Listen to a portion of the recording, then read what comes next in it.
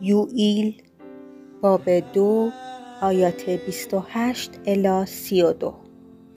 روز خداوند. پس از آن روح خود را بر همه مردم خواهم ریخت. پسران و دختران شما نبوت خواهند کرد. پیران شما خوابها و جوانان شما رویاها خواهند دید.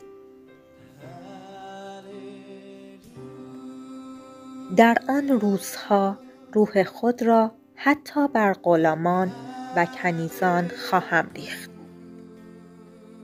در آسمان و بر زمین عجایب به ظهور خواهم آورد، از خون و آتش و ستونهای دود.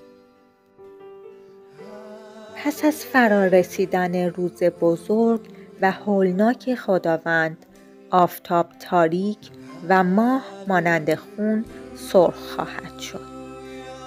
اما هر که نام خداوند را بخواند نجات خواهد یافت، همانطور که خداوند وعده داده است. بر کوه صهیون در اورشلیم گروهی رهایی خواهند یافت، یعنی کسانی که خداوند ایشان را برگزیده است.